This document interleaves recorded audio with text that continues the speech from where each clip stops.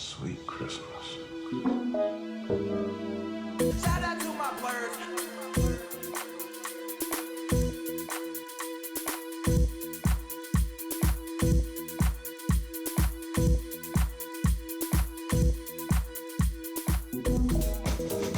Hello, hello, hello. This is Che. This is Cory. And this is the Next Time On podcast, a podcast where two lifelong friends talk about all things amazing and all things feted in popular culture. It would be exactly like Chris Rock and Will Smith, except Cory can't reach me from New York. Is that fair, Cory? Yes. Yeah. We haven't invented that technology. I'm sure Zoom is on it or something. I mean, Wonka Vision and kind of that kind of same true. concept. Willy Wonka's on it. You know me, top of the brain Willy Wonka all the time. Yeah, I think you were the one that told me to watch that truly horrible YouTube video about Wonka and Snowfall.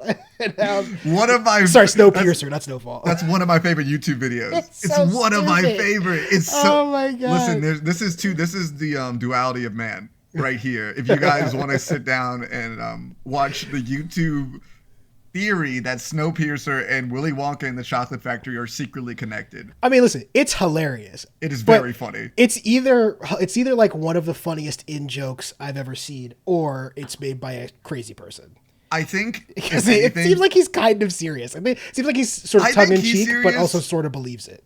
But I believe that Bong Joon, I feel like that might be something he's like, this would be silly, and he went along and did it.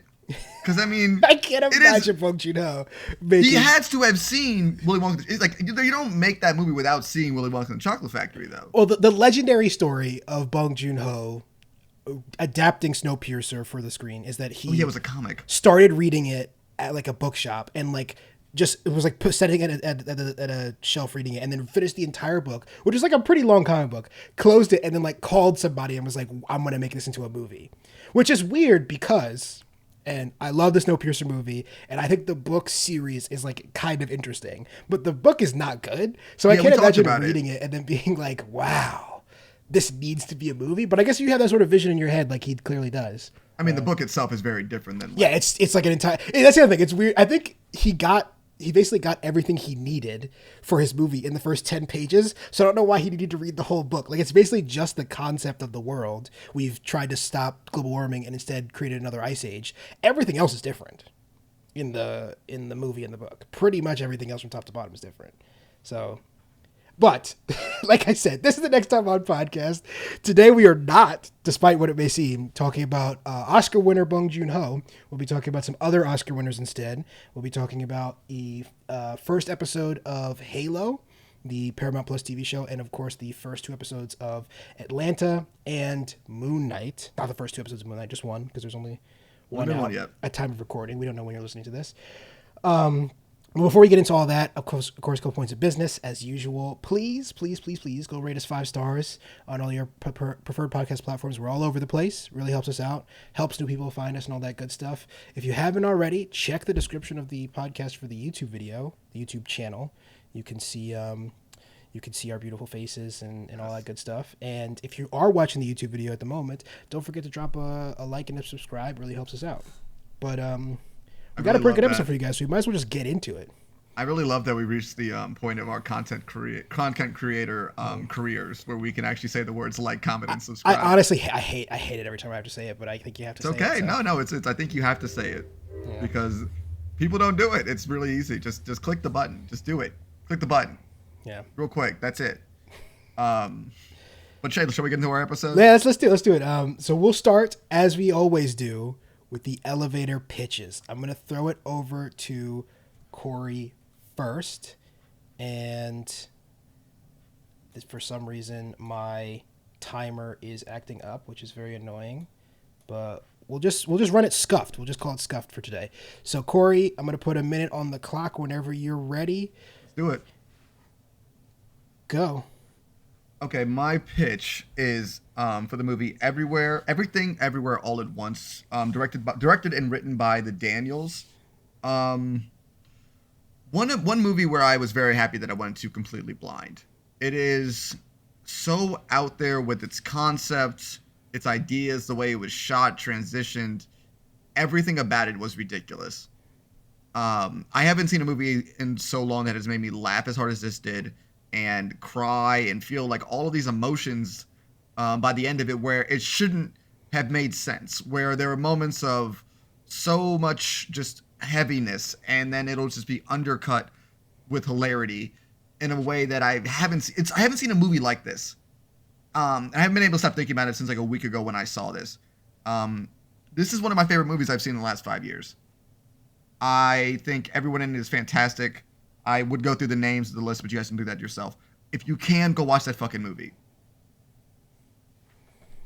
Yeah, I'm super excited for this. I'm seeing it tonight. I think if you guys listen to our most anticipated movies of 2022 podcast that we did near the beginning of the year, this was on my list. I think it was also on yours, right, Corey? What you told me about it, which made me excited for it, but I didn't really look into it at all. You just told me it was Michelle Yeoh in a martial arts movie, and I'm like, okay, I'm in. I don't need to know anything else before that. And then it has my man from the Goonies, his return to the big screen, Ke Huy Quan, more known as Data. Yeah. Who's really good in the movie. Another one of those actors that got probably lost in the inherent racism of the 80s and 90s. Oh, I mean, his fucking character's name was Short Round in Data. It's not unfair to him, but this is a very good movie. It's like a weird, like, it's like, I hate, because I mean, Che, you're gonna watch the movie and be like, you're a fucking insane person, but it's probably one of my favorite, like, comedies about, like, family. Mm-hmm. Not a family comedy. I want to be that very strictly mistaken right now. Yeah. This is not something you should take your family to go see. Yeah, no, I'm really excited. Corey has the privilege of living in New York. I'm in DC, so it came out last week. I will tell the people a quick story that Corey already knows. I bought this ticket for this movie 2 weeks ago, basically. As soon as literally the second it was available at Alamo, the second ticket was available, I grabbed mine, and it's tonight at 7. And for a little bit behind the curtain, today's a Thursday. Last Thursday, I had to work a little bit late, and for those of you who are familiar with Alamo, if you are late to the movie, they don't let you come in. They give you a voucher. They send your ass home, which I love. Don't get me wrong. But I was running late, so I'm like speeding, running out of the house. I like sprinted down the stairs because my elevator was taking too long to get to my car. Drove all the way over there. It's about 25 minutes away from me. Took a couple of risky yellow lights, I have to admit. But I got to the theater in time. I'm really excited. I walk up to the desk. I don't walk up to the desk because you don't have to walk up to the desk. I walk all the way up to the theater. And then I look up at the sign above the theater, and it said, oh my God, what's that Sandra Bullock movie with Channing Tatum that's out right now? The Lost City. Yeah, or something. It said the Lost City above the theater, and I was like, huh, that's weird. And I looked at my ticket, and it's for the next Thursday. I'm like sweaty, having sprinted all the way to DC, and I'm just looking like a jackass. But I'm excited. I'm really excited to see that tonight. But I will do my elevator pitch, which is thematic. We're staying with the Daniels. I'll put a minute on the clock, and I'll go. So the first time I had heard of the Daniels, I don't think it's their first movie. There's another one before it that I actually still haven't seen. I think interesting. I'll look it up. Ball. Keep talking. Yeah. But this is the movie I'm talking about is Swiss Army Man.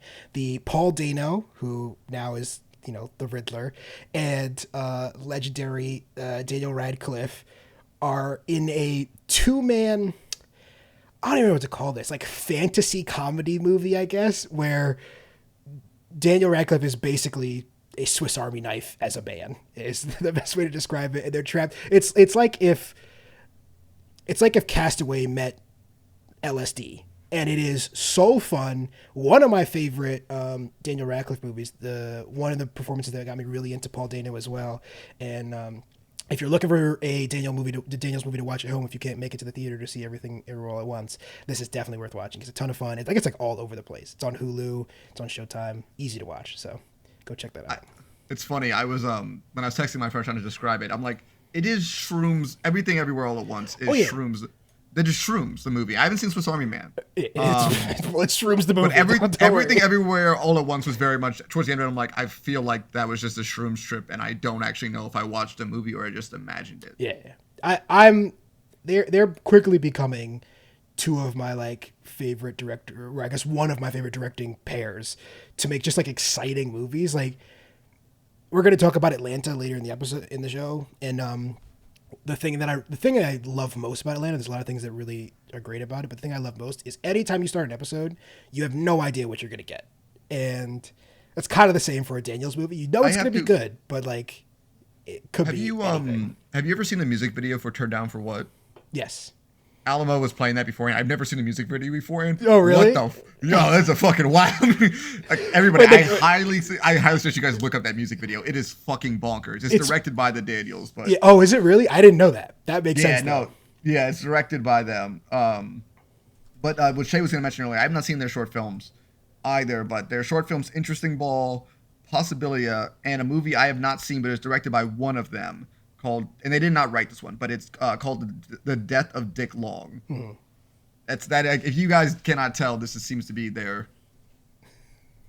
I don't want to give anything away. I want to talk about this movie so much. We're gonna get into it next week. Oh man, we're definitely gonna get into it next week. Oof. Yeah, I'm really excited. All right, well, should we jump into the meat of the episode? Let's do it. All right, well, it's time to talk about last Sunday's Oscars, which. Should we let's just do this right now so that we don't have to talk about it ever again. Thank you. Because both Cory and I bet most of you are sick of hearing about Will Smith and Chris Rock, but it would be odd if we just pretended like they didn't happen, I think. So. See, the thing about it is all of the jokes have been said already, and of course the internet has made it a thing that it definitely does not need to be, but of course... You know how things are. Yeah. We don't need to turn this into like us being sanctimonious about how dumb it is, people being sanctimonious about this. But my stance on this, that I think nobody who knows me will be very surprised about, is this is not like a reflection on the wider world. This is basically very simple. A man acted like a child in front of a lot of people, and there will probably be no consequences for that, which... I also don't. It doesn't really bother me that much. Like Will Smith is not going to affect his career. Who cares? Like, what are the consequences of it though? I think people are really hoping that the Academy is going to ban him, and then it's going to change like the kind of movies he gets. But here's the sneaky take for you guys: Will Smith was never ever, no matter who he slapped or didn't slap on Oscar night, going to win another Oscar in his career. No, that was never ever going to happen. He was going to get one, and it was either going to be for this or I think even he knew. Pursuit of Happiness. Yeah. I think he knew, like, this is his one, and then, like, he's done now. I think honestly, that's a big part of why this happened, because he has to have been so tense this entire night. That's what I think, too. I think he was just, like, there's so much tenseness. Of course, it's, like, I mean, his history with his wife that's been publicly put out there for the last year. This man isn't, I mean, like, listen, he snapped. And his snapping was just a slap. And Chris Rock made a joke about it immediately. Yeah. Like, listen, I think it's always weird to say? When people on the internet are angrier about things than the things that happen to them. The number of people I see that on Twitter who are angrier than Chris Rock is that Chris Rock got slapped is just weird to me. I don't really understand how people get so attached to these things. I thought it was really funny. Cory sent me the video. I was out coming back from a party. It was shocked, and then I just started laughing. I was like, it's just like, what the fuck do you? It's not like you fucking decked him. It's just like. Yeah. He slapped him. It's like, not like, I mean, like shit, like Ezra Miller just got arrested this week. Who gives, like, it's just like shit like that. It doesn't matter. Ezra Miller got arrested this week? Ezra Miller, yeah, he got arrested this week. For what? Like, apparently he was just like a very big nuisance at a bar, and he was threatening a couple. And so he was arrested. Yeah, Ezra Miller doesn't seem like a fun drunk, to be honest. No, this is like, what is it, two times he's been arrested? Good for him. I don't think he was arrested the other time. It was just the video, when he choke slammed a woman, that's it? Yeah. Yeah. That's, doesn't seem like a great guy. So you know what I'm just saying? Like, listen, between the two... You know? We don't need to litigate the entire event because it's happened a million times, but it's like I never really like respected, it's been a while since I respected Will Smith as like an actor, but at least my thing was like, I'm sort of rooting for him because he seems like a fun guy to be around. Now you can't even claim that. Like who the fuck does that? It's so weird. Let's talk about the Oscars. Weird. Let's talk about the extra Oscars. Actually, sorry, we meant to do this up top.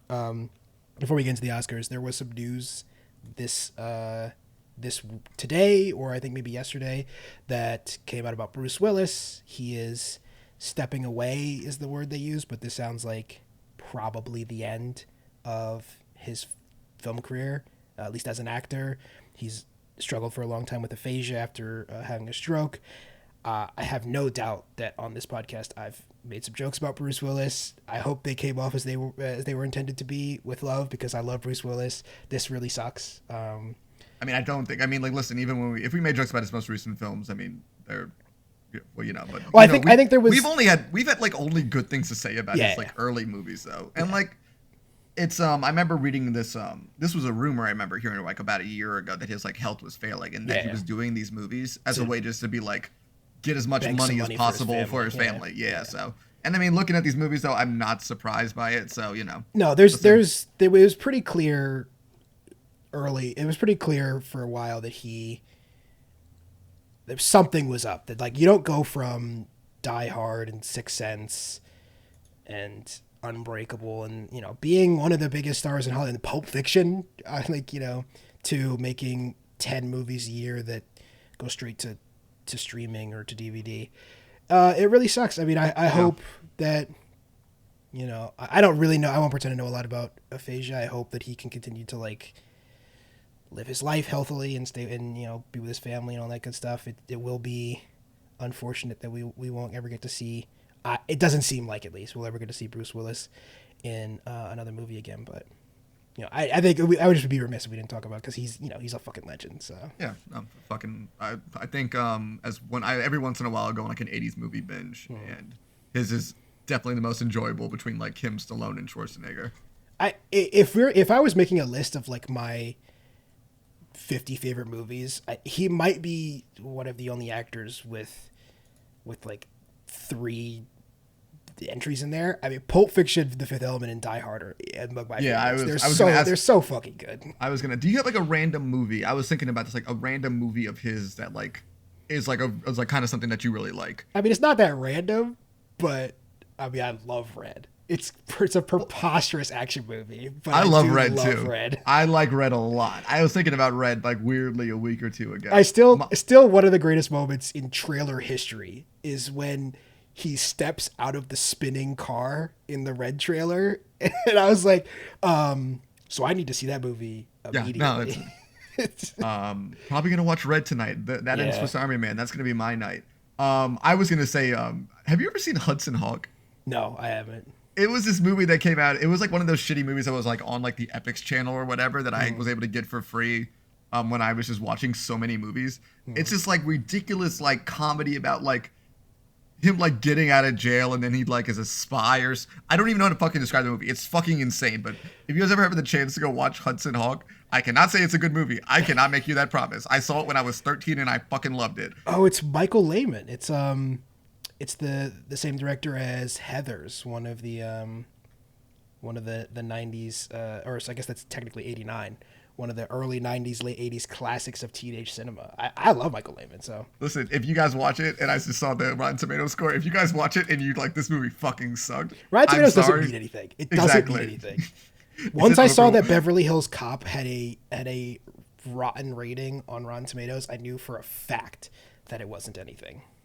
I think I just saw the words overwhelming dislike, and I just want to put this out there. Corey has an overwhelming like for that movie.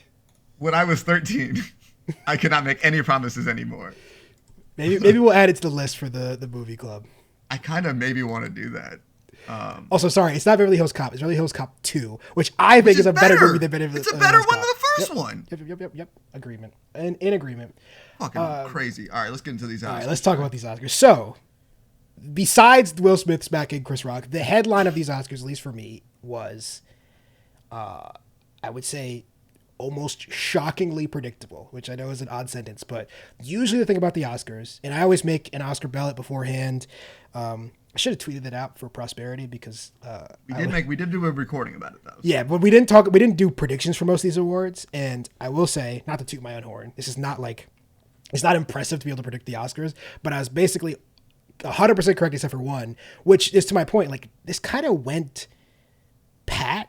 The only one that I got wrong was cinematography, and I think I just overthought that one. I thought Power of the Dog would get almost entirely shut out, which it did. 12 nominations, only one win, although one of the big ones, Jane Campion. for a director.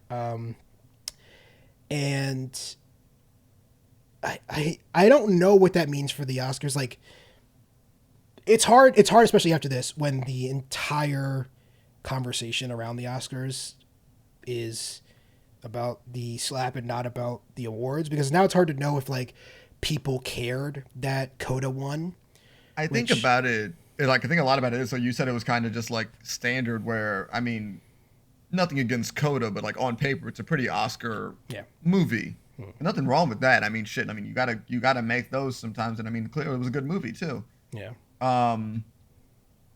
I think, like, and then of course the acting awards go basically entirely as predicted. The only one that was slightly up in the air, of course, was Best Actor, which was either going to be Will Smith or Benedict Cumberbatch. Every single other one. I mean, I think we did talk about this in the podcast. The two supporting actors were basically 100% going to win that. Well, I mean, the thing about it was supposed to go to Benedict, but then like Will Smith threatened him off. I'm just kidding. I think honestly, if the Oscars was in the business of rigging their awards, there's no shot they would have given him an award on that. Oh, night. Absolutely not. They would have switched it, but they're not. They should be. I've been on the record saying the Oscars should rig the Oscars. Yeah. Well, why would that make sense? Like, wouldn't it? Wait, why would it? Well, because the point. Listen, the point of the Oscars is like the nominations is the most important thing. It celebrates the movie, to me at least. The winners is less important, and what ends up happening is the thing that comes the dialogue around the winners of the Oscars is they become like weighed down by this. Like Green Book is, as I said before many times, a perfectly good movie. It's really funny. It's got two performances that are great.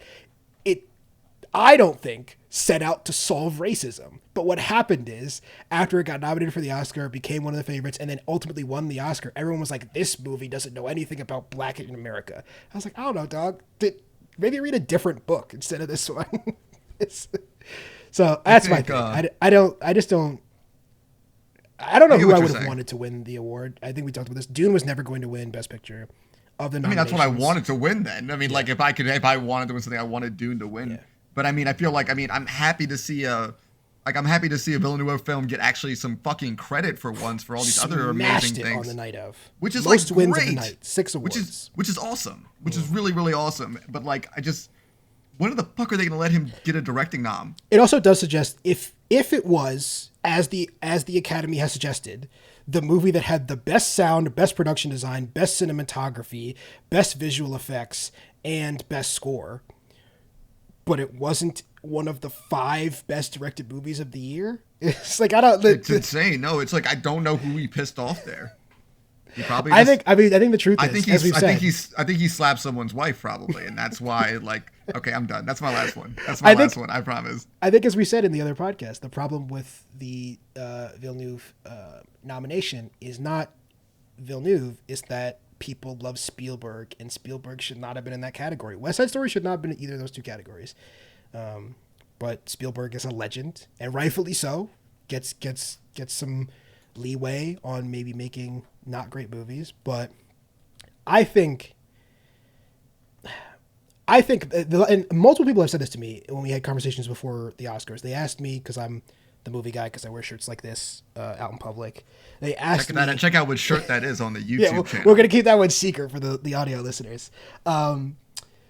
They asked me, like, what's gonna win tonight for Best Picture. My answer was the same for everybody. It will probably be Coda, but the Power of the Dog. It's between Power of the Dog and Coda, and it will probably be Coda because Power of the Dog is the favorite. And what happened is, the Power of the Dog got absolutely done in by frontrunner syndrome, which has happened basically every year at the Oscars since we have Twitter. Or do you think the Oscars just fucking hate Netflix?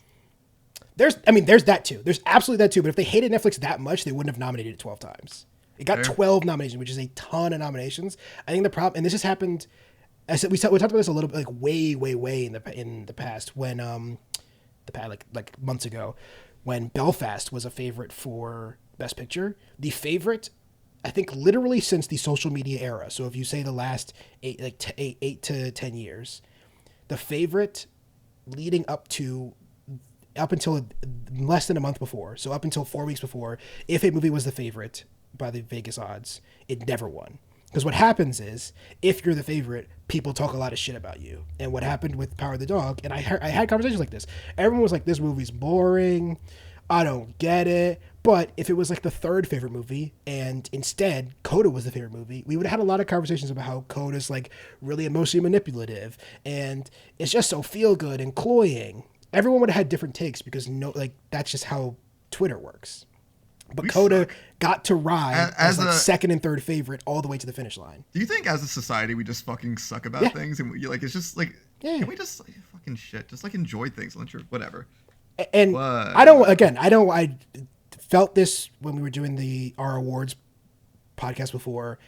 I feel it a little bit now. I'm not saying Coda's a bad movie. And I'm not even really saying that it's like an upsetting winner of Best Picture. Coda's great. You should watch Coda. It's a ton of fun. It's really, and Troy Kotsur's performance is like next level. Of the 4 winners on the night for acting awards, he's the only one who I think gives a good performance. Like, quite literally the only one. But it's just predicting the Oscars is not a game of knowing what the best movie is. It's a game of knowing how the Oscars psychology works. And it was pretty clear night of. I think I texted you, Corey, when the award ceremony started. I was like, Coda's going to win this. Because it just felt like there's no way that they're going to give Power of the Dog an award. And nothing else was ever going to win this. I think a lot of the intention behind Coda just feels like a better story to win than Power of the Dog. I get it. And I think multiple people said this to me too. That they were like, why can't movies be feel good? Which I agree. I watch a lot of fucking depressing movies that I love. But a feel good movie does make me feel good. But if we're talking best feel-good movie in this list, it's Licorice Pizza by a million miles. Licorice Pizza is better than Coda. And I don't actually think there's an argument. So, for me. 2 more talking points that I just want to run. Oh, we did talk about Dune absolutely slamming it, which once again proves our point. Dune was the best movie of last year. Get done up, I guess. But I just want to talk about my guy. I have to do it. My boy Lin-Manuel Miranda got his E stolen. He didn't even show up to the Oscars, so I don't think he thought he was going to win it. I think the weirder thing to me, though, I have not seen In the Heights. Is that what his song was from? No. It was from, oh my God. The movie you like, the animated movie, Encanto. It was? I thought it was. I didn't know that. That's pretty surprising. sure. Let me double check. I swore. Well, the rule is, checking the, Dos Oruguitas from Encanto by Lin-Manuel Miranda is the one he was nominated for. But he knew he wasn't going to win, which is evidence that he didn't show up to the awards because the rule is if a James Bond movie gets nominated, a James Bond movie wins the Oscar. So. Very weird choice to nominate that song. Not a good song? I've never heard it's a really good song. I'm just saying, like, out of that movie, it's like the 3rd best song. And okay. Okay. Well, this brings me to the discussion I wanted to have that really only I'm interested in. I'm well aware. Yes. But I'm obsessed with the EGOT. It's one of the most fascinating things to me in the entertainment industry. There are technically 16 EGOT winners in the history of these 4 award ceremonies. If people who don't know what an EGOT is, which I think it's actually pretty common knowledge at this point, it's anybody who's won an Emmy, Grammy, Oscar, and a Tony. The 4 major award ceremonies for the 4 major art forms. Yeah. They are all basically, essentially from top to bottom, musicians, because all 4 of those award ceremonies have music awards. And I think the rule should be, and Lin-Manuel Miranda, a musician who is only holding out on an Oscar, was going to win for a music award. I don't think music awards should count. And to the 3 actors that also have them, I don't think spoken word albums should count for the Grammys either. I think, I just want to take this opportunity to say, there's only one real EGOT winner. And it's my boy Mel Brooks, who's a fucking legend, who's out here got, let me just double check, because I think he's got best writing for the producers, 4 primetime Emmys. He's got 3 different Grammy Awards, including best musical show album for the producers, and 3 different Tony Awards. The man out here running the EGOTs. I think I will say this about, I was talking about how much I liked Encanto on previous podcasts, but I do, very surprising they went with that song. But I think Encanto has definitely won me over. You think it's better than Mitchell's vs. the Machines? Different movies. Different movies. Different movies. That's the hard thing about being animated. I just kind of feel like they're just two I don't know. I think it's a difficult thing just to kind of put them both. I mean, whatever, best picture and all that shit like that. I think Mitchell's vs. Machine, I think I might have liked it a bit better, but I can understand why Encanto is a better movie overall. I would have liked if Mitchell's vs. Machines would have won though. Just yeah, but I like Sony animated pictures, and I kind of want to see them keep being weird. So I'm sure they're gonna get another Spider-Verse win coming up soon or whatever. We'll see. There's a what's the big Disney movie coming out this year? Buzz Lightyear. Oh, okay, that's not gonna win. Actually, you know what? It might. People fucking love Toy Story. Turning Red just came out. I don't know. Yeah, but even Disney doesn't care about Turning Red. Do we have anything else? Like I said, I mean, I wish there was more interesting talking points about this award ceremony, but like I said at the top, everything went kind of boilerplate. Yeah. Sorry, guys, for that blackout that just happened. Cory just kind of lost his mind, and we had to edit some stuff out. Yeah. That'll never see the light of day. Don't worry. I mean, shout out to Joe Walker, who I think it was really the undersung, and we talked about him a little bit on the on our award ceremony. Although I would have, and I think we did say that Don't Look Up was probably a better edited movie, but the editing in Dune, I think editing in general, people don't really realize how key it is to your enjoyment until you see a poorly edited movie. I think Dune is nearly perfect to me, and I think my only gripe I could have with it is I think it was constrained by PG-13. I think that might be my only beef with it, and I don't think it was that bad. Even if it was R, what just I'm blood. not sure what they would add. Yeah, just I guess. blood. That's all it was. That's all to me. It's just kind of like the knife fights without blood were very confusing. Yeah, I guess I've watched enough Disney movies now, Disney and Marvel movies, that I'm not even really thrown off by that anymore. I know I probably should be. The number of people get chopped in half by a lightsaber. There was a lot of blood there's a lot of blood in the Disney show we're going to talk about in a little bit. Yeah, it's true. Well, they've decided to go much harder on the shows than they would in the movies. I think that's very true. I think that's very fair. Is Moon Knight TVMA? I think it must be, right? TV-14. No, it's TV-14. I remember noticing it beforehand. Well, but TV-14 is basically the PG-13 of TV. Yeah, basically. But then again, TV is much more lenient. You have to either the difference between hard or like the difference between 13 and 14, Che. Everyone knows how different those two ages are from one another, and how nobody below the age of 17 had seen any rated R movies by then. I kind of miss the days when we had to buy a ticket to like a different movie and then sneak into a rated R movie. That was not a fun time. I wasn't, but I sort of like the number of times. Remember were you there when we tried to go see Rock and Rolla? No. We bought tickets to, I think, Mad Max, which is PG-13. The not Mad Max. Max Payne. Max Payne. Max Payne, the awful. Oh my God, I forgot about that movie. Oh man, that movie's horrible. Yeah, Mark it's Wahlberg. We were never intended to go see it. Yeah, the awful Mark Wahlberg adaptation that has nothing to do with the video games at all. But we bought tickets to. I'm pretty sure it was Mad Max. Jesus Christ, Max Payne, and our intention was to go see Rock and Rolla, the Guy Ritchie movie, which is rated R at the time, and the theater that we were going to has like 2 hallways. Oh, no. And you don't know when you're buying the ticket. And you Which just have to hallway? sort of like roll the dice. Yeah. And we got absolutely fucked because they were on different hallways. So you just can't even sneak into it because they take the tickets on different sides. So we went to go see Mad Max. And it was terrible. And I was so mad. I'm trying to think which rated R movies I snuck into as a kid. Like, I think The Heartbreak Kid might be the only, like... Yeah, it's not a good movie to sneak into. No, that might have been the only movie. one. No, the other than that, I was like actually able to get tickets bought for me for the most part. Oh, but weirdly, when I was like 15 years old, a movie theater sold me tickets to Step Brothers without like a parent there. Yeah, sometimes we would just walk. Like the first move was always walk up, try to buy the tickets, and if they asked for your ID, be like, all right, we'll go to the other one and then sneak into it. But yeah, usually they would just sell you because at that point. In 2008, we would have been sophomores in high school, so we don't really. Yeah. I mean, I don't know what children look like. 17-year-olds could look like 11-year-olds to me. They're all the same. Don't know. Everyone from between the ages of 10 to about 19 could be the same age to me. I don't fucking know anymore. You're better than me because honestly, if you're under 22, you're even fucking that. No, everyone know. That's why I have a couple friends, and I won't put them on blast here, who have their Tinder settings set to like 21-year-olds, and I'm like, what are you talking about? These fucking Put their 21-year-olds names about? out there. Fucking roast them. Come on. I can't do it to them. They know they deserve to be roasted. But I always ask them, I was like, so you go on dates with 21-years, and you guys talk about what? Like Vogue teen magazine? Like, what the fuck do you have in common with Tell me about your 21-year-olds? TikToks. All right. Anything else to say about? You watch Euphoria? I watch Euphoria, so I know. I guess I could talk to them about that's what the Euphoria. kids like, though. Oh man, this last season of Euphoria, Corey will never watch it, so we'll never get a chance to talk about it on the podcast. I But, just don't want to see my wife hurt. she might be fine now. We'll see. Okay. Probably not, because then if she's fine, there's no TV show, so she'll probably be back being fucked up in the next season. Anything else to say about the 94th Academy Awards, Corey? Nope.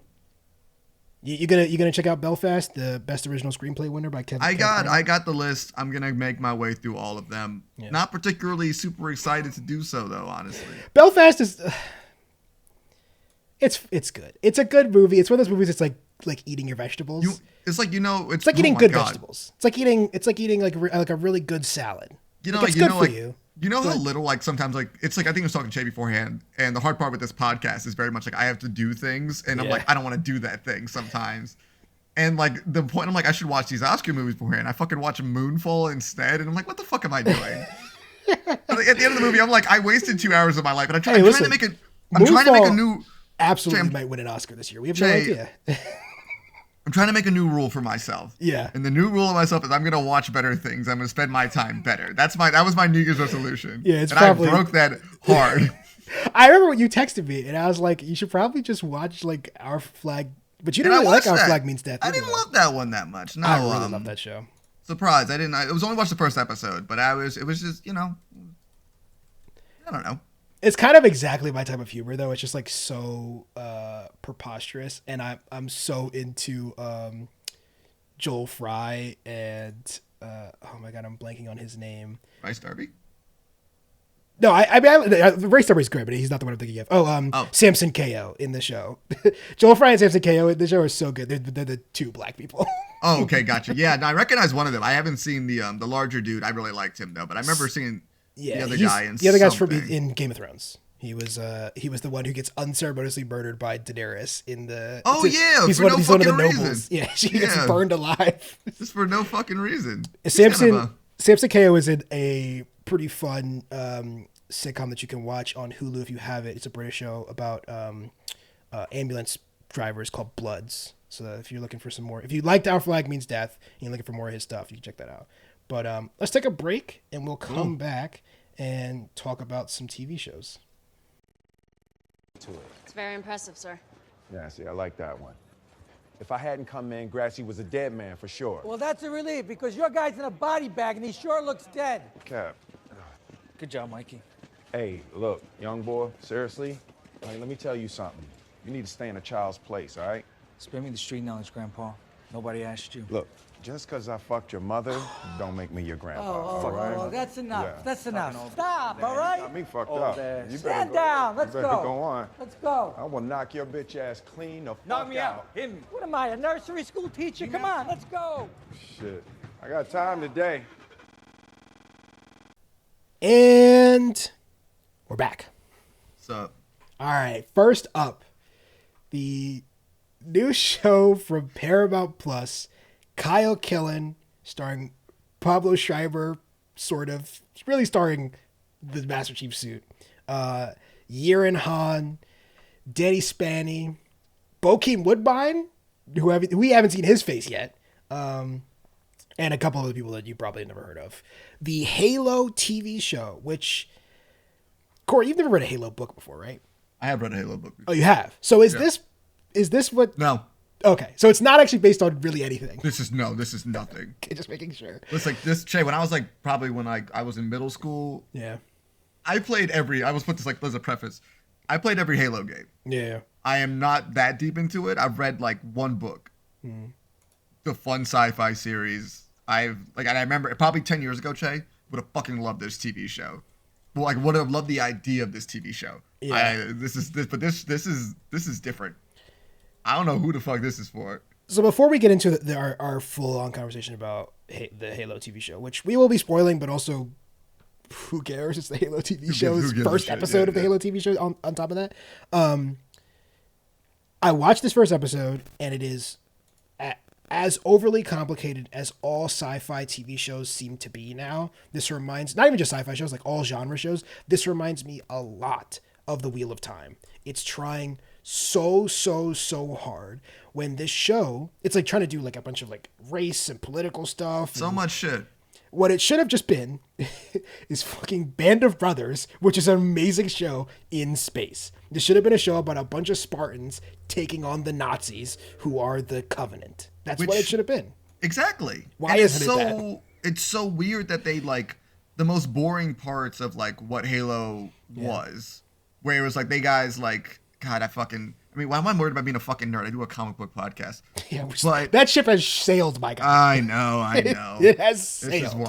This is why I don't get any dates. But That's not true. Why are you lying on the podcast?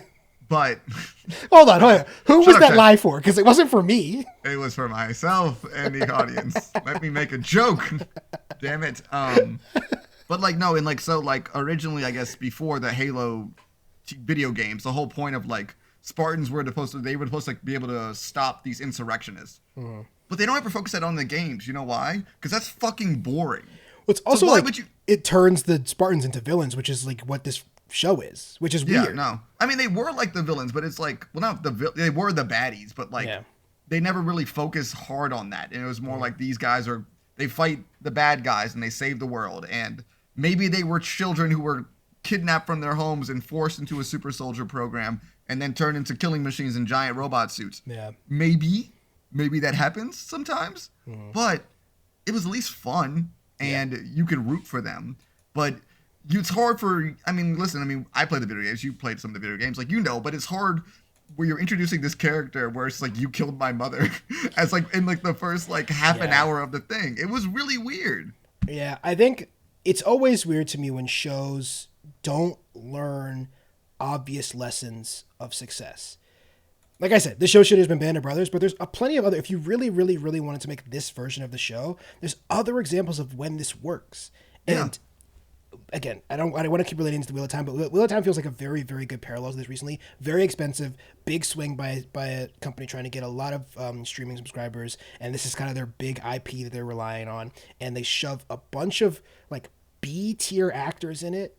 Some of them who are good actors. I mean, I don't want to shit on them. Bokeh Woodbine, as we talked about before on this podcast, is a fucking fantastic actor. Whenever he shows up, he's not in the first episode. Well, he is. He's one of the he's one of the Spartans. Oh, okay. He just doesn't take his helmet off. Whoever's cool. Soren 000. I don't give a shit. That's fine. Yeah. Keep his helmet on. I don't care. Right.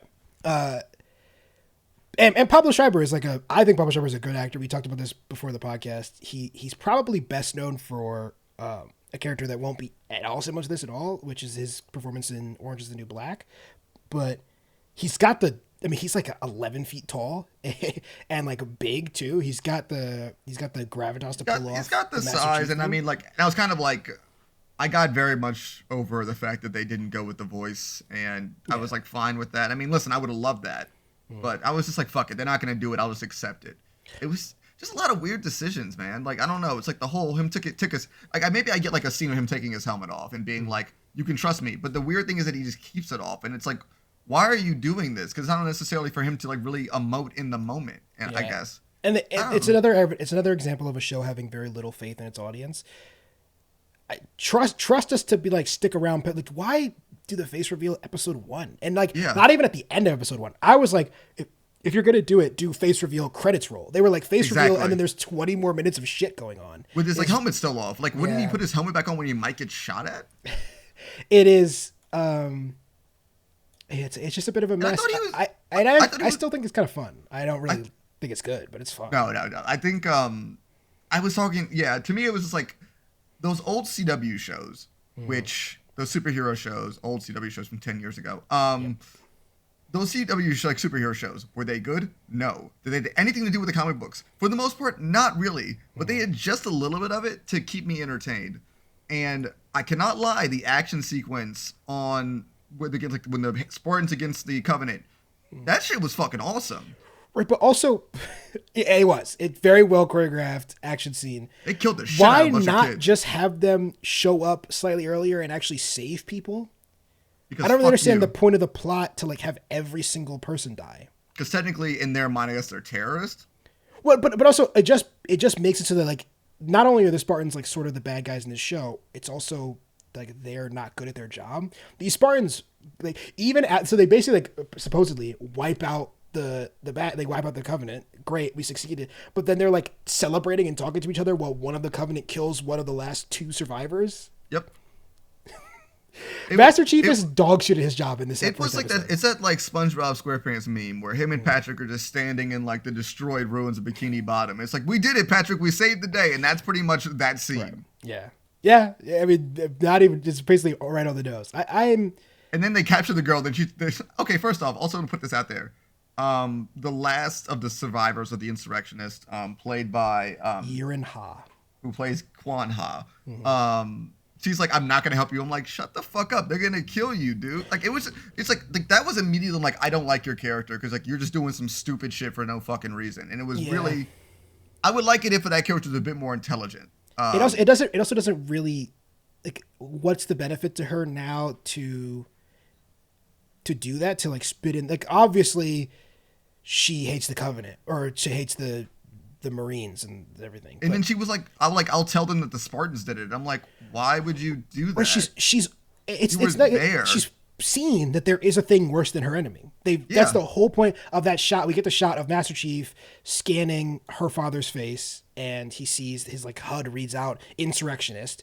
But then they nod at each other because they're both in agreement that no matter how much they dislike each other, the giant aliens that blow people's heads off with their plasma guns are probably more of a concern at the moment. And she doesn't seem to get that, which is weird. I was also very surprised as how like fucking visceral these fights were.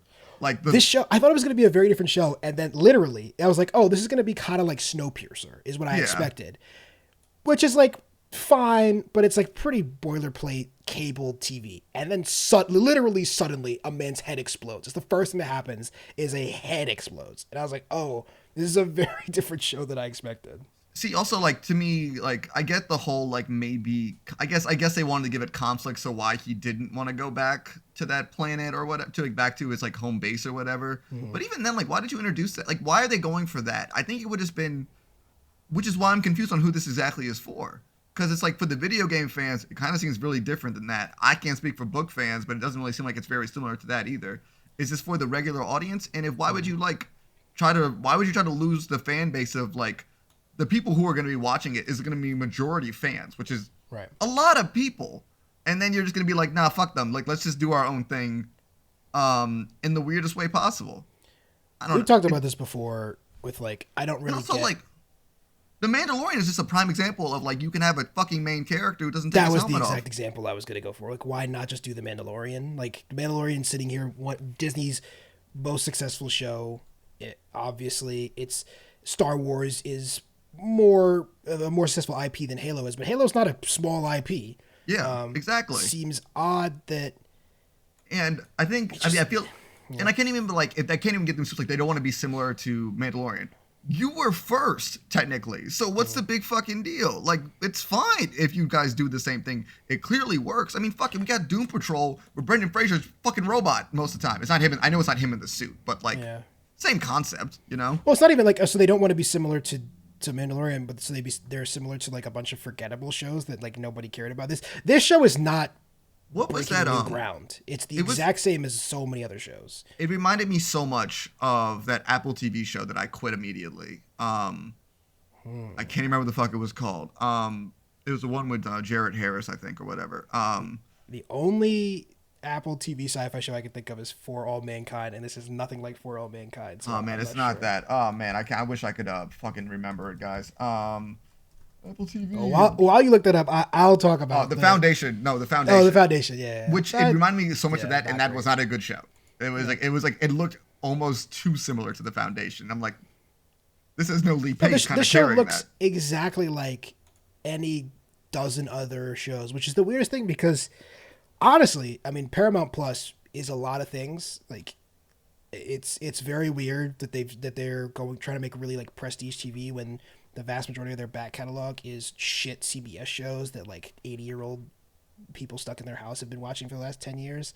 But the two real like smash hit originals they've had are Evil. Hell yeah. And Mayor of Kingstown, which are a lot of things, but boilerplate they are not. They also had 1883, which is like a desperate spinoff to get back their rights to Yellowstone, which is somehow the most popular TV show on People on love TV. that. I don't Why? fucking know. Why do people like I don't Yellowstone? know. Che, at the same time, we got to set up our Patreon because I desperately want to do an Evil podcast, and I don't want to do it for like free. I want Honestly, we need to do a Yellowstone podcast, I guess.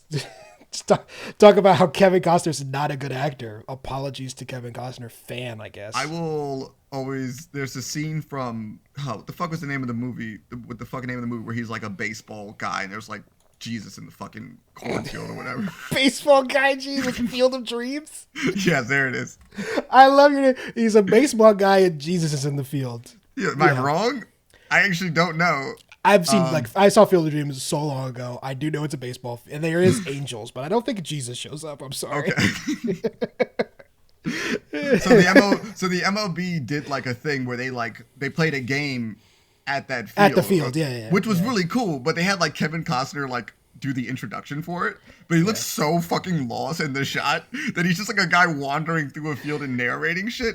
Yeah. I mean, here's the thing. The truth is, we're on the outside looking in. Kevin Costner is like a beloved. People love Dances with Wolves. They love his version of Robin Hood, which is bad. They love The Bodyguard, which I won't insult The Bodyguard because I got a lot of black friends who basically would drink Whitney Houston's bathwater if it was available, so I won't do it. And they love The Untouchables, which I do love The Untouchables, but not because Kevin Costner is any good at it. To me, he'll always be Superman's dad who said he maybe should have let those kids die. Yellowstone, to me, feels a lot like Halo, really. It's this like really boilerplate, sort of poorly acted, poorly written TV show. I'm surprised, and maybe it has been successful. I actually have no idea. I would be surprised if Halo doesn't click with people. I think this show has everything it needs to be popular, but not good, which is really all Paramount cares about. Which is the thing about it. It's like I enjoyed it, but I wish it wasn't this. Yeah. Like I didn't hate it, but I just wish it wasn't this. I actually, and we said before this, and I'm gonna watch the second episode. Yeah. No shots at Yirin Ha, but I do think this show is one actor away from being good. If they had a real talented actor to play her character, then I would be able to hang with this more. It also didn't help that every time they cut back to like home base or whatever, I was immediately bored. Nobody cares about what's going on back in the headquarters. No, I don't give two fucks. But also but the thing about it is though, like if they wanted Chief to play off of somebody else, you already have Cortana. Why don't you just give him his Siri Blue Woman and then like that's who he plays off of? Well, because we can't have two white people talking to each other for 8 hours. She's blue. Yeah, but Jen Taylor is very white. Wait, who? They already cast her? Jen Taylor is Cortana, yeah. Oh. They mentioned Cortana in passing. She will be in this season, I'm sure. But why was she? Never mind. What? Never mind. I don't even know why. There's a line that the doctor says. I know, but I'm saying it's just the nerd in me is just like, but she was with him from early, and that. Here's the. We talked about this before. It doesn't matter. I'm stupid. I don't know why you buy the rights to something and then decide to make something. I don't really care much about faithful adaptations. It doesn't bother me much, except for you make a bad thing. Like Wanted is always the example I go to. They bought the rights to Wanted so that nobody else could make a Wanted movie, and they didn't make Wanted, and they made a bad movie. It's like, why bother doing that to us? This is my point. This is my thing with Halo. This isn't Halo. It sounds like it's not even the Halo books. It's not the Halo book. So why do this? I don't know.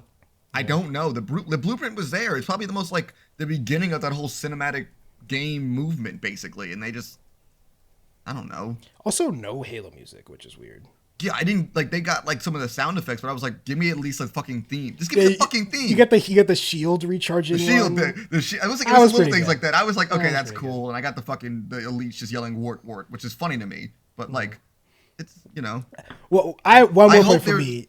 I hope there's Halo. some grunts making some small talk. That's all I really want. I just There, want there, grunts. there will be. I want there's grunts doing bits. That's all I really want. One last point for me before, Sure. if you have something else to say, sure. No, I'm good.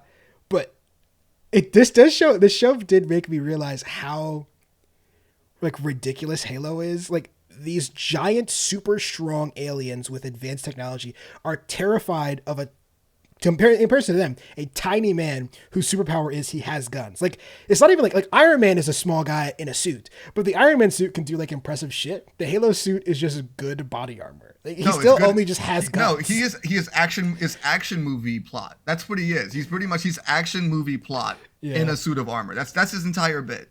He gun good. That's what he does. I guess. But it's like, at least in John Wick is like the same size as all the other people he's killing. Master Chief is half the size of all of the aliens, and they're like terrified of him. That's what makes it impressive. Does it make it impressive? Yes. Okay, fair enough. Listen, you'll never be able to take away from me the joy that I felt as a child killing aliens. I love Halo. Don't get me wrong. I just think it Well, works better in first person when you can't see how ridiculous it is when he's standing next to the aliens. Also, the guns were weird too. They could have just like, what was up with that? Like the guns were a little bit off too. I'm like, why did they have AK-47s in the future? Why do they have mullets in the future is the real question. That's a good point. All right, let's move on. All right, it's time to talk about a show that basically couldn't be any more different from Halo, and that is the first 2 episodes of the 3rd season of Atlanta, which is back for its penultimate season. Both seasons have been shot, as far as I know, probably not completely edited. Well, I didn't know that. Yeah, they talked about shooting. They shot season 3 and 4 together, so there shouldn't be a wait. Certainly not a wait as long as there was for this season, for the following season. If you guys haven't seen the first 2 episodes of Atlanta, please jump ahead to. We're only talking about episode 1. Oh, yeah, sorry. Just so you can't spoil it for me. I'm involved. I will say that there's not a lot of spoilers to be had in. There is one moment in episode 2 that made me like laugh out loud out of shock. I don't know. It's not like exactly funny. And people who have seen the episode will know what I'm talking about. But it's, I think, the hardest I laughed these first 2 episodes. And it is just like kind of like a jump scare moment. It's pretty great. All right. Well, we'll talk about the first episode. So this is 3 claps. It's their second. It's another horror film episode.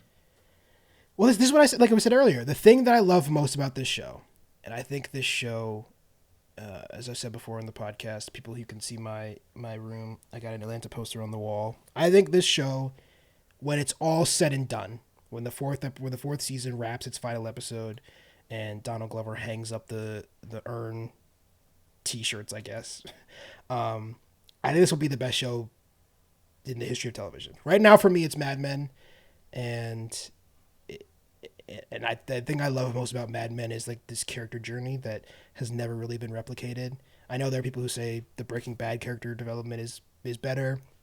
I just don't really agree with that, but it's a perfectly fine take to have.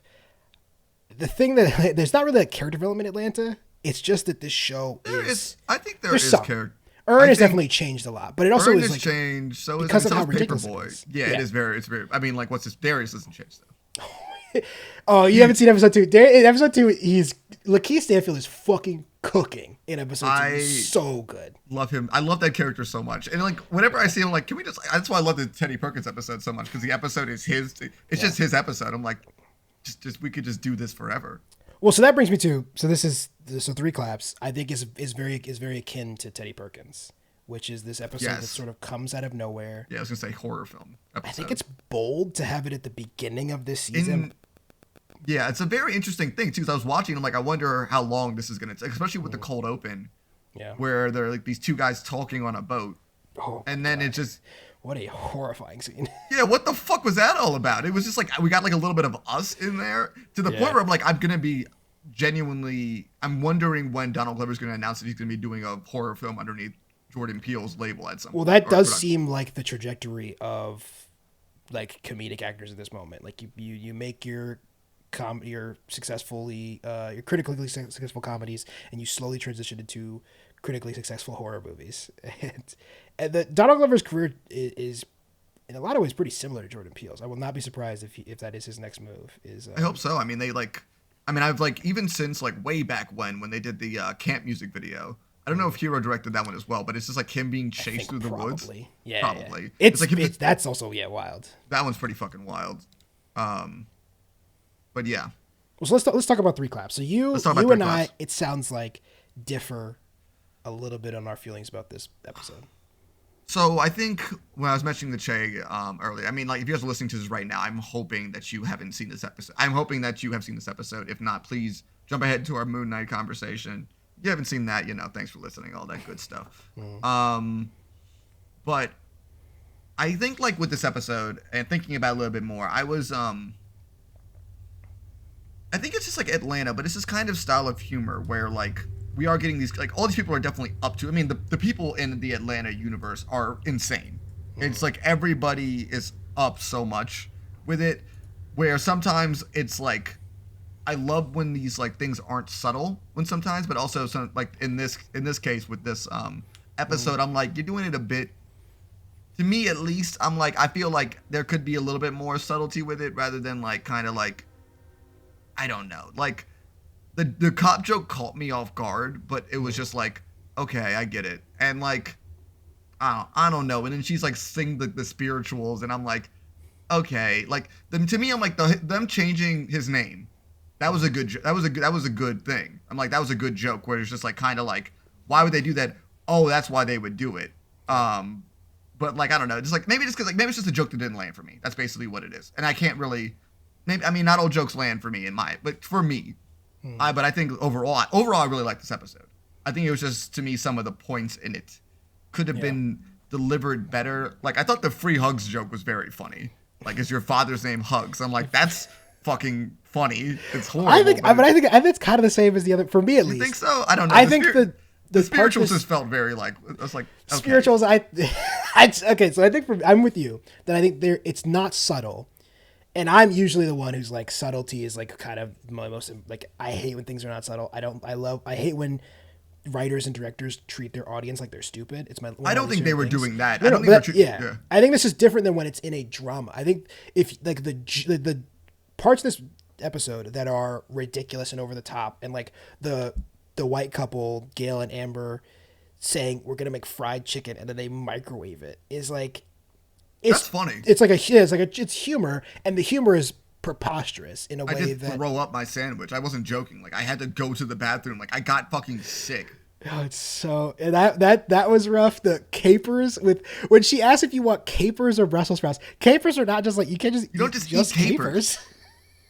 Although, admittedly, when it was on the plate, it was capers, like, with a couple of slices of avocado. Yeah, which is, again, it's just like, it's all so on the nose to be like. But I think that's kind of the point, and then it hides, not really hides, but Stephen and Donald Glover accentuate these, like, wild moments of, what's the word, like, basically stereotypes, like these stereotypes about white people, stereotypes about black people, even like obviously the two, Gail and Amber, take up the majority of the screen time, but even his mother is a caricature of black mothers, like, in a way it's obviously a much more positive. Well, yeah, portrayal. Absolutely. The whole, like, I mean, like, listen, we've all been threatened to get kicked out of our houses at some point, but it's like them actually following through with it, like, just kind of like yeah, shit like that.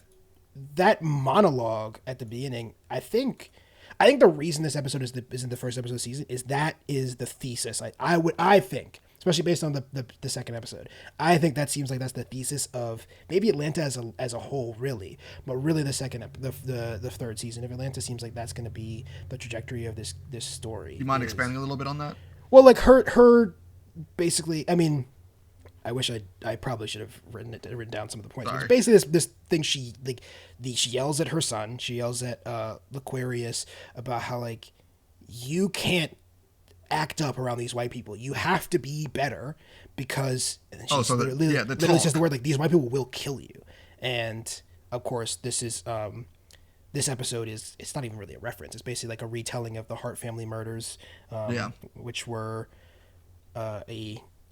infamous, I guess is the word. Yeah, a horrific incident where a white lesbian couple had adopted 6 children and drove off a bridge in the same way that this episode ends. And we've seen this a lot. I mean, I related it when I was talking to Corey. This is like the end of Inglourious Bastards, where it's like this revisionist history. I was like, as somebody who had heard about the Hart murders and like sort of remembered in my head that obviously if you'd heard about them, it's because the kids died.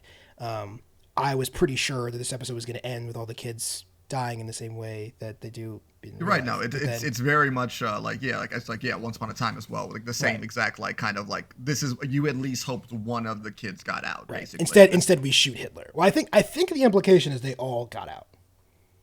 Oh, did they? Okay. It's because there's that's unclear. He definitely obviously we see him roll out of the van at the end, but maybe it's not supposed to be. I read that scene as like all the kids escape. He stayed in the car to like move the bag and like I guess he found their dog and put it back in the car. That's another thing. Is it's like fucking gangster. in the real events, the dogs survive. It seems like because there's evidence that one of the women Googled no-kill shelters before doing this, and then in the show the dog is in the car when they die. It's like a revisionist history in the same way that we get to watch a couple of Jewish guys in Inglourious Bastards shoot Hitler into a bunch of Swiss cheese. I think it's this cathartic thing that Donald Glover and Stephen Glover are doing. I think this whole episode is, and then of course at the end, which is not how it would work. Like if you're in the foster care system, you don't get to just go home because your two foster parents die. But of course, again, this is not like the whole episode is this heightened version of reality in a preposterous way to accentuate these points. Well, I remember like when Donald Glover was talking about the show before it even came out, he was like, I really wanted to make like a Black Twin Peaks. Yeah. And I think he's absolutely succeeded in. Yeah, exactly. So because the entire feeling behind it is that it's not the real world in a sense. Like it very much mirrors our own, but there's so much, it's just like, there's this layer of absurdity / insanity that just exists in this version of our Earth, which I mean that's why I like Atlanta so much, because there's this fucking batshit insane. But and I think for me that's why the cachet that the show is built up with episodes like Teddy Perkins and I almost said Teddy Pendergrass, Teddy Perkins and like The Forest, and these episodes that are sort of fantasy in a way, like magical realism, is that when they did, if this was the first episode of Atlanta ever, I'd probably be with you that I'm like, oh, it lacks all subtlety. Like, what are they doing? There's like, yeah, absolutely. But because we sort of know this world that they're building, and I think it's just been so long since I've been in this world that I'm. I rewatched the first season so far. Gotcha, so I'm like pretty. I was pretty like in the mood for Atlanta. The other thing that is, I think, incredible about this episode, and I think my favorite part of it is the last shot. Is Earn waking up in the bed. Why is Donald in a Glover very expensive hotel with a white woman? Is like very, very intentional. He always puts himself with these coming. I'm just joking. This is a joke. But well, like, it was. I think it was like a large part of his. This I don't think this show exists in the way that it exists if it wasn't for that pretty big backlash when he started to become famous with black women were very upset about some lyrics in his songs about black women and the fact that he only seemed to date white women. And maybe it does. I don't even only seem to. I don't really keep track of Donald Glover's dating habits, but I think the mother of his child is black. Okay. I believe that to be true. I think he kind of keeps his life. I think he keeps his life private, personal life private now, which I do not blame him at all, because he has been dating, sucks. According to Google, Michelle White since 2016, who is a white woman. And like I said, this is not. I'm not commenting on. I think people date whoever the fuck they want, but I think it's very much a part of his cultural identity that for a time he was seen as the black guy who hates black women, and that was a big part of why he. I read a lot of what's in Atlanta, especially the Zazie Beetz character, and especially that episode that she gets in season 2 where she's at was it Drake's party? That very personal episode about her experience as like a black woman and being stuck around all these people who treat her a certain way. I think he's been very intentional about maybe not even changing that perception, but leaning into and explaining it. And that last shot is, I mean, I thought just bold. I think it was a bold fucking move to be like, I'm going to write this whole episode about how awful these two white women are, and then I'm going to wake up next to a white woman. Didn't think about it that way. I was just making the joke that he keeps having himself wake up next to beautiful women in this show. That's where I was going with. We this. don't even really see her. I just I think No, I'm just saying. But no, like earlier in the show, Yes, he'll just yeah, like yeah. wake up in like random locations. He'll just wake up with a woman who's like it's the first shot of Atlanta, right? It's him waking up next to Zazie Bates, right? Yes, but I think think like it's the first- as the show goes on, like he'll like Yeah. wake up at like a house party where like next to some woman, and it's just like, I mean, obviously it's kind of like. Ern is one of the most classic examples on television of fucking up to success. That man seems like an absolute disaster, and in this season, is a little bit of a spoiler for the second episode. Paperboy's career is blowing up. Apparently, they're doing really, really well. The second episode is them on tour in Europe, and that's why that shot is them in a hotel in Europe, in like a very nice hotel. So I think the best thing about the first season of Atlanta was like. You still like, I think like throughout the first season, you kind of grow to hate Ern. Mm-hmm. And I think such a good idea was at the very, like the last shot where we see him giving all the money, basically all the money to Zazie Beetz and his child, and him going to live in a storage unit. Yeah. Such a good, just like, that was just such a great character moment where even when like, I get annoyed as shit with this character, but like. He's an asshole in a lot of ways, especially like you said in the first season, you grow to hate him, and the second season is about how he's terrible at his job. Like he gets fired by Paperboy, rightfully so, for being a terrible manager. When he, one of my favorite season that second season is when he brings him to the frat party, and like, and it's like the most awkward. I think they ask him to like, I haven't gotten there yet in my rewatch. They ask him to like rap again or something. It's wild, and. Yeah, I think Ern's character arc in the show is, for a show that's like doesn't really feel like it's that actually really about him in the same way that he's not in every episode. There's plenty of episodes. Teddy Perkins, this episode, The Forest. He's not in The Forest either. Well, I think till the like end. I think he's supposed to be the most. I think he's like the normal man, but he's still an asshole. But he's like the normal straight man in this universe. Well, I think Van is the most normal, well-adjusted character. Well, is yeah, the most because well-adjusted human being in this. Well, yeah, absolutely. I thought that went without saying. Yeah, absolutely. I did want to shout out Jamie Newman and Laura Dreyfus, who are the two guest stars in this, playing absolute thankless roles, but are so good. Jamie Newman is one of my favorite character actors working right now. She's so good. Yeah, no, they were they were so haunting. It's just absolutely insidious. Just oh man, it was terrifying. Like I felt so like when that woman came in, like it seems like she's fucking dead. And I'm like, I don't know if they were capable of that time. Like, oh, she's gonna fucking die if yeah. I mean the scene where selling kombucha. The scene where it becomes clear that Gail is planned to kill the kids, and it doesn't seem like Amber's exactly on board, and like she's like, I don't really understand the mime where she's like telling L'Aquarius to go like eat food or something, but that scene was just terrifying. Like you said, this was a horror episode, for sure.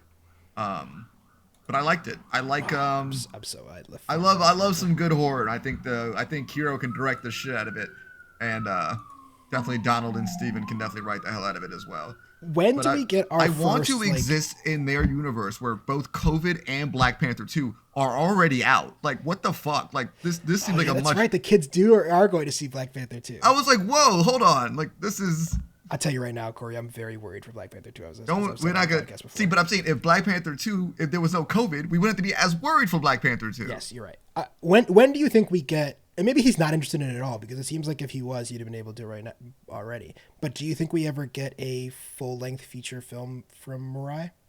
Yeah, I'm sure once Atlanta, like, probably a little bit of a break like after Atlanta, but I got to imagine people are hitting him up for a job. He's done some of my favorite episodes in other TV shows. Like, I think probably the most famous was his run on Barry for a while.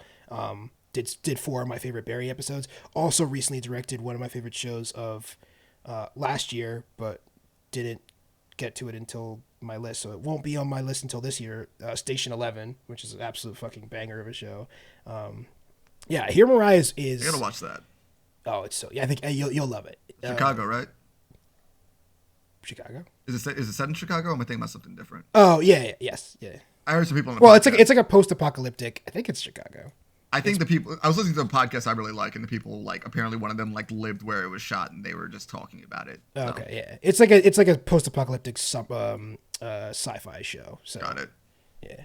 It's Got it's it. really good. Anything else to say about this episode of Atlanta? We will absolutely be checking in on this third season of Atlanta as it continues. So, no, nothing else to say for it. If you guys haven't check it out. It's a fucking doozy. I'll say that fucking much. It's like I didn't expect it going into. Well, I think you're supposed to, because the episode 1 and 2 premiered. I think you're kind of supposed to watch them like in conjunction with each other. Episode 2 is very, very heavy, and episode 1 is very heavy, and episode 2 is more of a comedy. Obviously, because it's Atlanta, there's still some fucked up moments in there, but they're more played for laughs than this one is. Well, yeah, it's like the fucking from the first season where it was just like why'd you call me that earlier? But you could say it to him. The white guy from like the white guy who called him, yeah. But all right, let's go to break. All right, we'll take a break and we're going to come back and close out with Moon Knight. Sabini's day's done. I'll protect you now.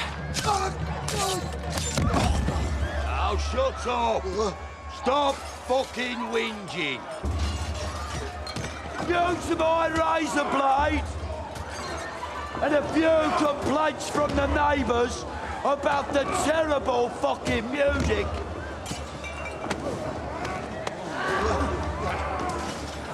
Do you want to tell them or should I? This place is under new management.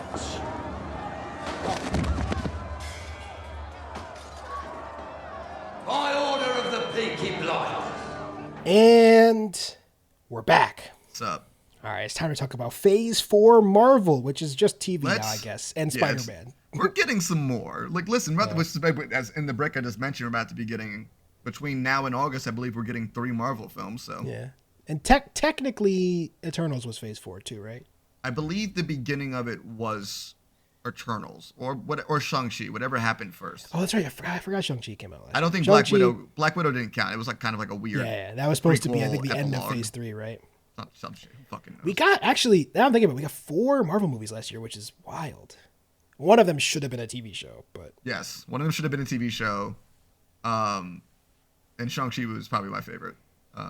No, wait, I forgot about Spider-Man. Come on, No Way Home. I forgot. No Way Home was your favorite. My mind was like, oh, it came out in the beginning of the year, whatever it was. And my mind went to Far From Home. Yeah. I don't know why. I was like, yeah, Far From Home came out in early 2021. And they just happened to make another one at the end of the year. All right. Well, we're talking about Moon Knight. Moon Knight, Oscar Isaac. Yeah. Oscar Isaac, May Kalawi, and Ethan Hawke. I think those are the 3. I was going to list off all these people, but F. Murray Abraham's in this. I don't think we've seen him yet, though. We've heard him. Yes, that's true. We have heard him. Well, actually, we won't see him, will we? Well, we kind of saw. I think we did see. I can never pronounce the fucking name. Khonshu, Noshu. I was just gonna let you rock because I don't know how to pronounce it. Moon Demon Man thing. Yeah, God, yeah. That fucks around. I think we saw him for a quick second. Yeah, I guess I meant we're not gonna see actual F. Murray Abraham. We will see the thing he voices for sure. Yeah.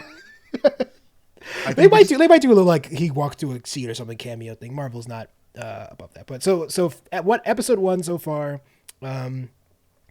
of the Mark Spector, Stephen Grant version of Moon Knight, which so far we've only gotten those 2. Maybe we'll get more. Very unclear at this point. I would be surprised. First season. Well, actually, I guess we could get like a third. I think that would be the only maximum reason why I think there might be a third is because I was wondering who was like set him up on this date, basically, and like this other stuff, because it doesn't really seem like the. I think it's probably Mark, right? You think it's Mark? Okay.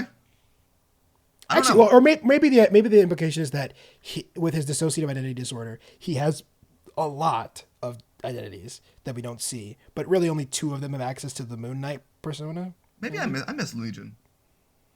No, I don't. Do you miss Legion? Because the last season of Legion is dog shit. Okay, I miss the good Legion. Yeah, we missed season 1 through 3. Season 1, yeah, I like that. Yeah. But so far, Che, I really like this first episode. So into it. I would love to listen. I know there's probably I know there's one DC Snyder fan who listens to this podcast at least, and I'm sure they're like, these 2 guys are fucking in the Disney pocket. I would absolutely love to talk tons of shit about Disney. Corey's laughing. We're not going to tell you why. I would love to talk to other shit about Disney.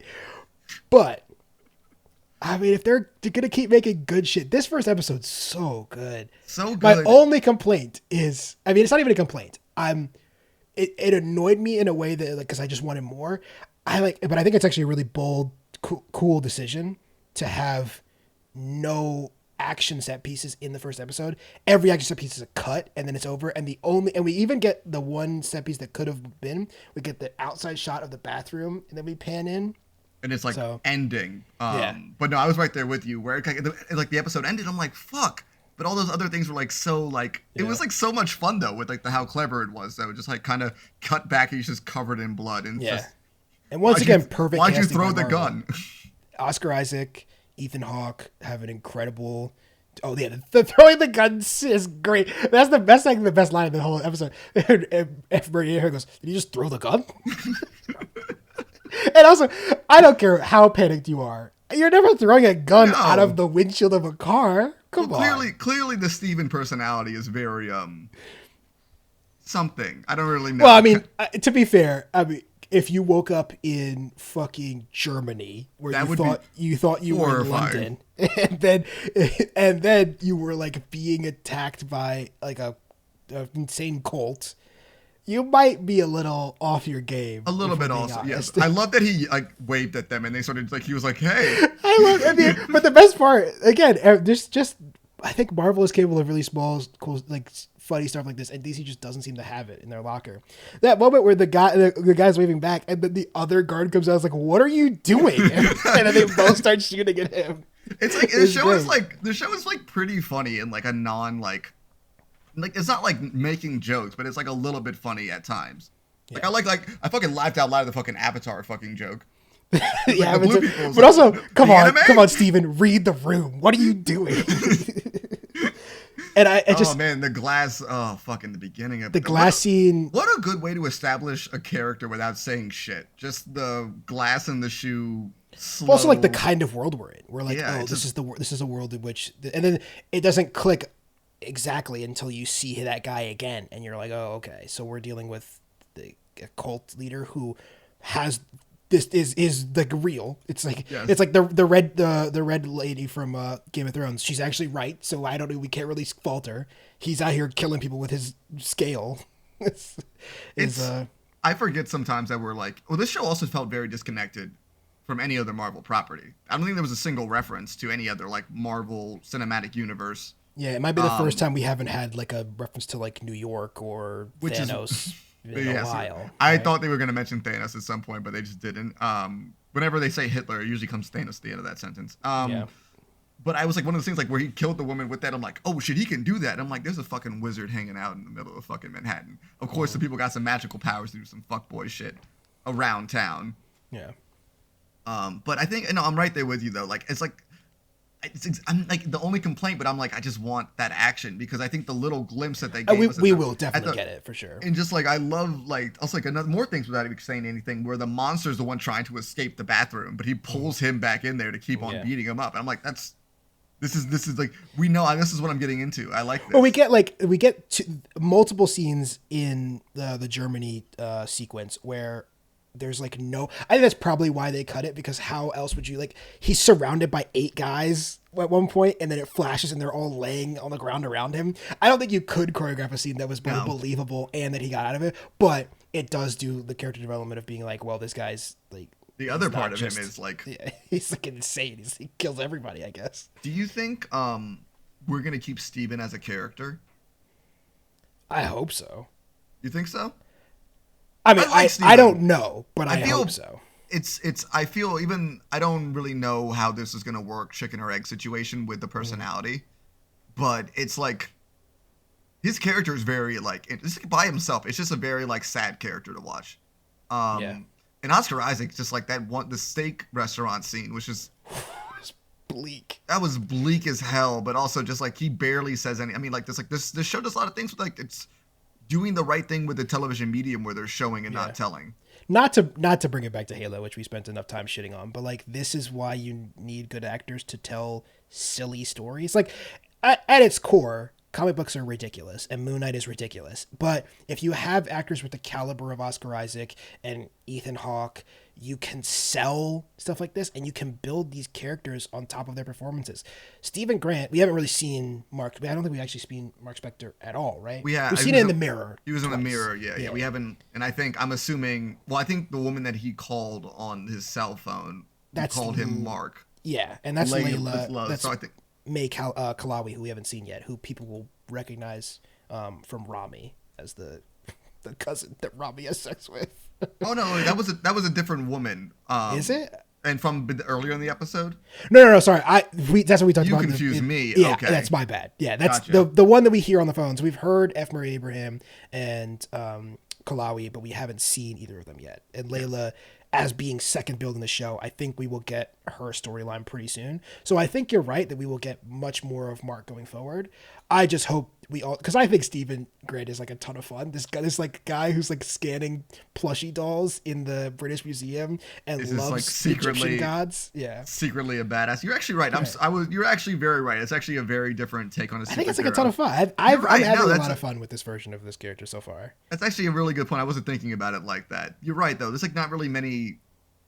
It's original for this. Where like even like you don't have many superheroes where like their other personality does not want to be involved in this whole murder thing that he's currently like. I mean, so doesn't want to be involved. He threw a gun out of a window. It's like yes, he's a fucking. I like that he's like a pacifist and like a very. It's like it's a very. It's good, and I'm interested to see how they develop like him and Mark as characters together, and I'm excited to see more of Mark.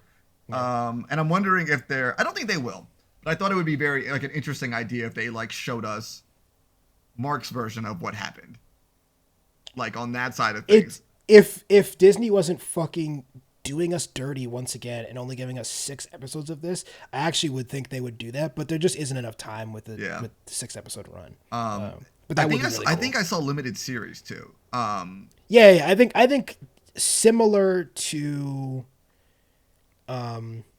the Miss Marvel show, I think these are going to be introductions to characters that will then either get other shows where it's like sort of like a Falcon and Winter Soldier type thing where it's telling a different story, or they're in movies and stuff. I don't think we're going to get a season 2 of Moon Knight in the same way we are Loki, who I think I think they're going to tell like a story trajectory. This is like I mean basically besides WandaVision and Loki, all these shows have been introductions to characters, right? There've been the Falcon Winter Soldier is about becoming the Falcon becoming Captain America.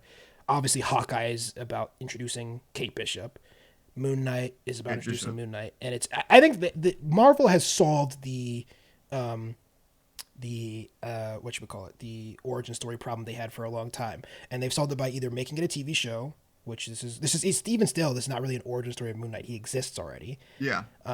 Or they've done what they're doing they did in like Shang-Chi, where he's already, we don't need to bother with like what all these things are. The training sequence, exactly. Exactly. I'm right there with you. I mean, exactly. And I mean, I Turtles, and that's why that movie should have been a TV show. You fucked us, Marvel. I'm sorry. They did. But I think with I'm excited to see what they're gonna do with this character, like in the movies and shit going forward. Because I mean, Oscar Isaac is just a lot of fucking fun to be around. He's also such a fucking good actor. Yeah, he's so good. And I mean, like, I heard cashing like stacking Disney checks, by the way. I thought I read an interview that he didn't want to come back after Star Wars. So I'm just wondering what like dump truck of money they just be like, hey, pick up the phone. Have we gotten has there been a referendum on, this doesn't bother me, but I'm also, I have the privilege of like not, like there are lots of black people on in movies and TV now that I get to see myself in. Is there a problem with Guatemalan Oscar Isaac playing Egyptian, Jewish? I can't remember. I don't know what the version of this character is, but he's definitely not supposed to be Guatemalan. Is there a problem? People have a problem with that? Or we just love Oscar Isaac so much we don't give a fuck. That's where I am. I think at this point, I'm glad that like this is my opinion at least. Like, and I'm hoping we're moving this forward where it's just the best actor got the job. Yeah. Also, it's kind of weird to have a white guy be this guy from Egypt. Let's put cards on the table there. Yeah. Bit weird, you know. And I've been to Egypt, and people in Egypt look like Oscar Isaac. That's what That's people what in I'm Egypt saying. look like. I kind of think I think they're going to imply that he's like Egyptian or something, or. And May Kalawi is Egyptian Palestinian, so I think they, and so F. Murray Abraham is, I should have known this already. He's definitely Jewish, but I don't remember. He's just born. I don't know how much the race matters to the giant skeletal moon thing, though. As you said, I did not expect Twitter that makes voice. everything about everything. I did and- not expect that voice coming out of him, though. I was No? like, I never read it like that, and I'm like, I like this. This has changed how I'm going to be reading this from now on. And just Speaking of- mocking him. Speaking of voices, our boy Oscar Isaac, did you see where he got the references for his English accent from? No, but please tell me.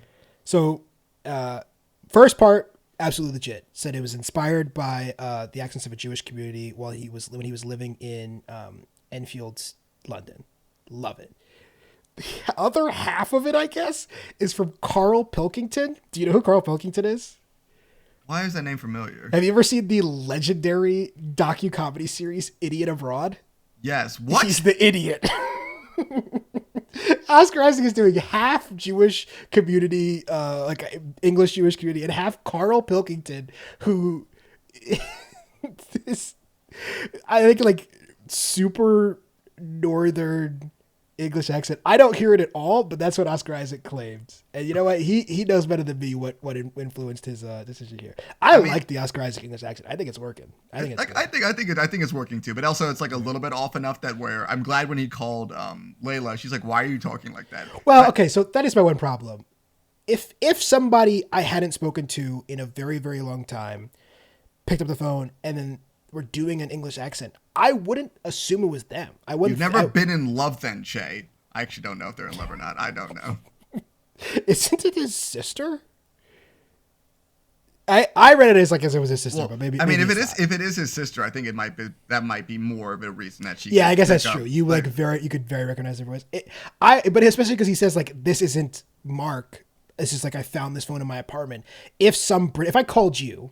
And some British guy who sort of sounded like you but was speaking in English accent. I'm not going to even try, ladies and gentlemen. Don't do I it. cannot do accents. You'll embarrass both of us. If somebody sounded like you, answered with British accent, but then told me it wasn't Corey. It was this isn't Corey, this is Jeff, and I found Corey's phone in my apartment. I would then believe him. I wouldn't be like, why are you doing an accent, Corey? I don't know. It just seems like a weird response to me, but either way. Should we talk about the Ethan Hawke a little bit? Yeah, sure. Because I'm super into this character. It's weird. I was watching him you could have played Doctor Strange about 10 years ago. And I feel like that would have worked very well. But I love this character.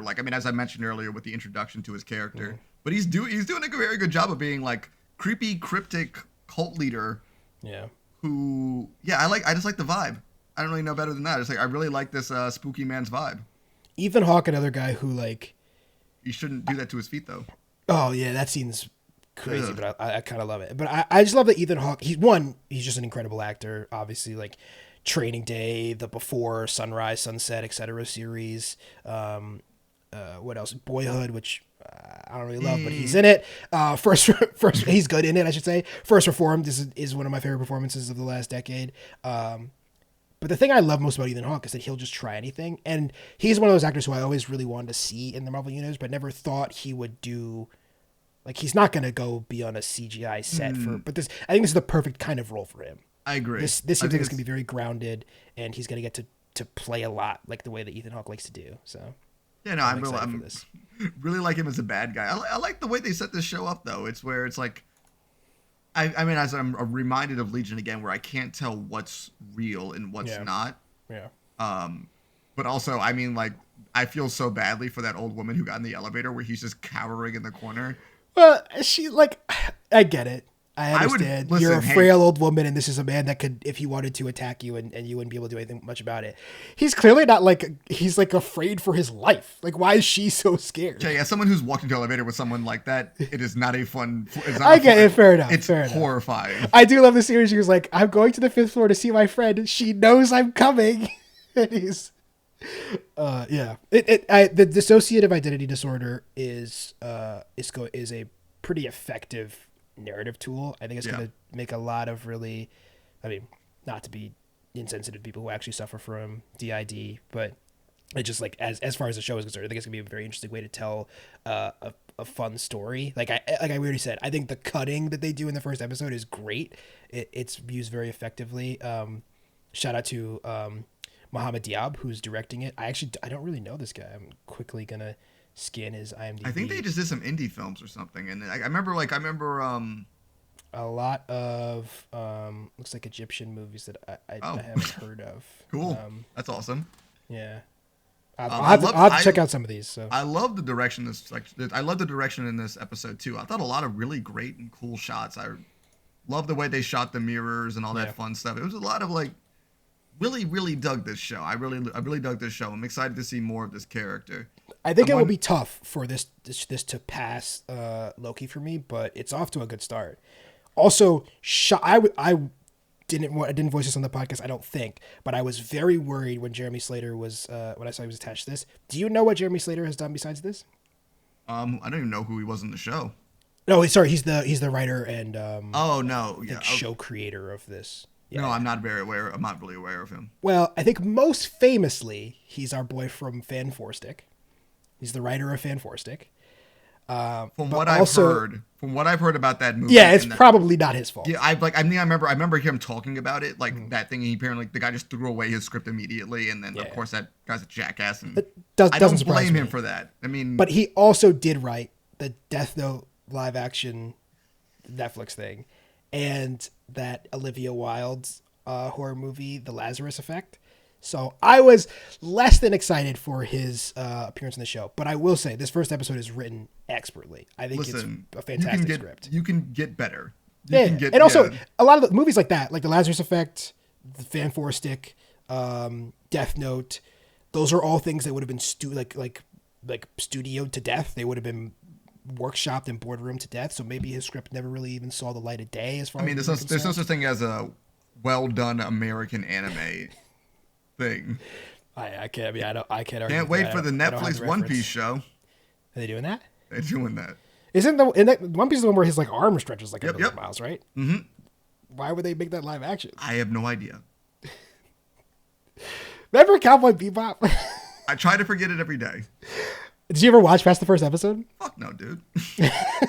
I kept telling myself I was going to do it because I just wanted to, I don't know, support. I don't know.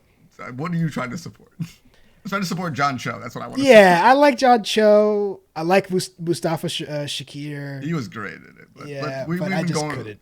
I couldn't do that to myself. We've been going for a while, though, Che. I don't have anything else to say about Moon Knight. Again, another show that we will definitely be checking in with. I cannot wait to talk about everything everywhere all at once. I'm wondering, yes, I'm excited to talk about that next time. Where do you think he'll end up, though? A last sec for Moon Knight. Where do you think he's going to end up next, movie-wise? I know where I would like for him to end up at. Where would you like for him to end up? Let me think about this for a second. Yes, except for I just don't want anybody taking any screen time away from my boy.